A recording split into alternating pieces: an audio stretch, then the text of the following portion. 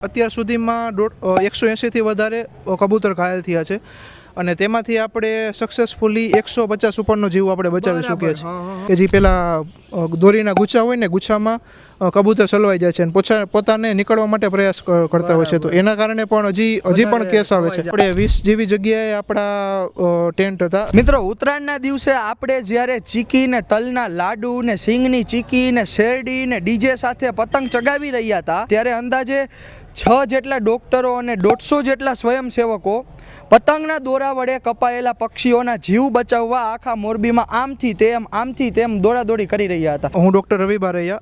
આપણે અત્યાર સુધીમાં 180થી વધારે કબૂતર ઘાયલ થયા છે અને તેમાંથી આપણે સક્સેસફુલી 150 ઉપરનો જીવ આપણે બચાવી શકીએ છીએ અને એ બધું આ સ્વયંસેવકો છે બધા લોકોની જેને આમ બચાવવામાં સહભાગી બને છે એ થકી જ આ પોસિબલ બન્યું છે. સવારથી સાંજ સુધીમાં જે ડૉક્ટર હતા બધા પોતાના સારવાર કેમ્પ ઉપર હતા અને જ્યારે કોઈ પણ જગ્યાએથી ફોન આવે એટલે અમારા રેસ્ક્યુઅર ત્યાં જઈને રેસ્ક્યુ કરી આવે અને તાત્કાલિક એકદમ ઝડપે ત્યાં આપણા કેમ્પે પહોંચાડી દે છે અને ત્યાંથી પછી ડૉક્ટરો તાત્કાલિક એની સારવાર ચાલુ કરી દેતા હોય છે અને પછી જ્યાં સુધી સાજા ન થાય ત્યાં સુધી આપણે અહીંયા કેન્દ્રએ લઈ આવીને એની ડ્રેસિંગ ને એનું જે પાછળનો ફોલોઅપ એ કરતા હોય છે. તે દિવસે 150થી વધારે સ્વયંસેવકો હતા અને 6થી વધારે ડૉક્ટરો હાજર હતા જે ખડે પગે એના માટે તત્પર હતા બચાવવા માટે. એમાં મેજોરિટી કેસ છે ને બધા એ પાંખ કપાઈને આવતા હોય કારણ કે એમાં શું હોય જે પતંગનો દોરો હોય તો દોરામાં અને કબૂતર ઉડવા જતા હોય તો એમાં શું એની પાંખ ઘવાતી હોય એટલે મેઇન એની પાંખ જ કપાઈ જતી હોય. વધારે ચાઇના દોરી અને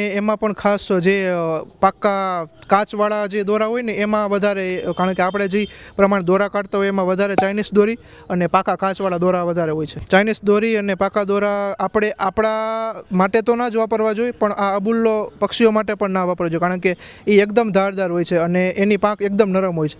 સેજ વાગવાથી એની પાંખ પૂરી કપાઈ જતી હોય છે. આપણે 20 જેવી જગ્યાએ આપણા ટેન્ટ હતા સારવાર હતા અને એક આપણું મેઇન સારવાર કેન્દ્ર હતું જે મોરબીમાં ઓલમોસ્ટ આખું મોરબી આપણે કવર કરી લેતા હોય. ગમે ત્યાંથી કોલ આવે એટલે નજીકના જે પણ સેન્ટર હોય ત્યાં પહોંચાડે અને ત્યાંથી સ્વયંસેવકો સીધા આપણા સારવાર કેમ્પે પહોંચાડે. આપણે લગભગ 6 વર્ષથી આ બધું આયોજન કરી છે જેમાં 6 વર્ષથી આપણે બર્ડ કેમ્પને બધું આયોજન કરતા હોય છે અને ઘણા કબૂતરોને આપણે જીવ બચાવવામાં પણ સહભાગી બની છે. બરાબર. તો મિત્રો, તમે અત્યારે જોઈ શકો છો કે ઉત્તરાયણના દિવસે જ્યારે આપણે મોજ માણતા હતા ને ત્યારે આ એક જે ટીમ હતી 6 ડૉક્ટરો પ્લસ 150 સ્વયંસેવકો આ પક્ષીઓના જીવ બચાવવા માટે આમથી તેમ દોડભાગ કરતા હતા. તો આપણી ફરજમાં પણ મિત્રો એટલું આવે છે કે આપણી મજામાં ને મજામાં ક્યાંક બીજા અબોલ જીવને સજા ન થાય એ આપણી ફરજમાં આવે છે. તો હું આશા રાખું છું કે તમે આવતી ઉત્તરાયણે પક્ષીઓનું પણ ધ્યાન રાખશો. Thank you so much sir અમારી સાથે જોડાવા માટે અને આપ લોકોનો પણ ખૂબ ખૂબ આભાર અમારી સાથે જોડાવા માટે. તમે લોકો હતા અમારા ફેસબુક પેજ, યુટ્યુબ ચેનલ અને ઇન્સ્ટાગ્રામ પર અને હું હતો તમારી સાથે